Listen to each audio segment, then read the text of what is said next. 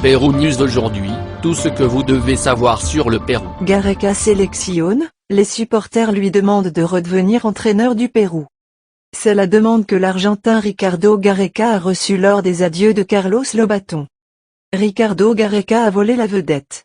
L'ancien entraîneur de l'équipe nationale péruvienne était l'invité principal des adieux de Carlos Lobaton, qui ont eu lieu ce dimanche au stade Alberto Gallardo. Les milliers de supporters du Sporting Cristal ne sont pas passés inaperçus lors de la visite de Gareca et, à plusieurs reprises de l'événement, ils lui ont demandé de revenir sous le maillot bicolore. Gareca sélection a été le chant le plus entendu dans les tribunes du stade où joue l'équipe bleu clair à domicile.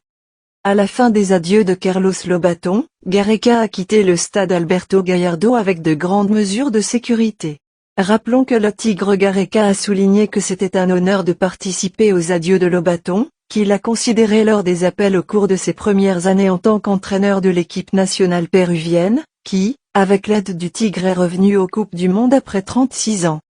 Ricardo Gareca est arrivé au stade Alberto Gallardo pour diriger l'équipe nationale péruvienne lors des adieux à Carlos Lobaton. Le stade Alberto Gallardo était habillé ce dimanche après-midi pour les adieux de Carlos Lobaton. Parmi les principales stars invitées au match se trouvait Ricardo Gareca, qui a entraîné Loba pendant son séjour avec l'équipe nationale péruvienne et qui a reçu un accueil spectaculaire de la part des supporters de la Celeste. Avant la rencontre entre les stars du Sporting Cristal et l'équipe nationale péruvienne, tous les invités au match ont défilé un à un. D'abord ceux de bicolore l'ont fait, puis ceux de l'équipe Celeste l'ont fait.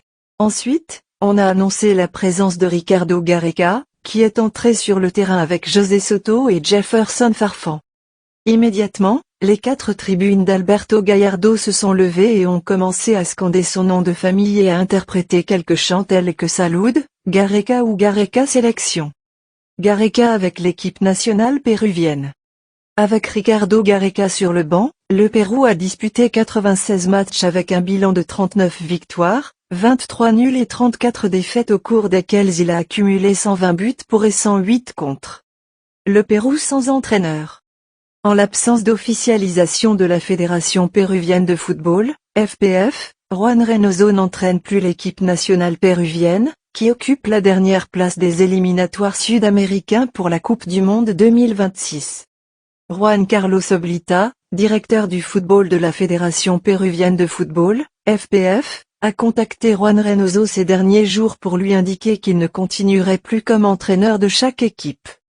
Abonnez-vous et suivez-nous sur nos réseaux sociaux, Facebook, YouTube, Instagram et TikTok. Pérou News aujourd'hui, suivez-nous sur Facebook et Instagram.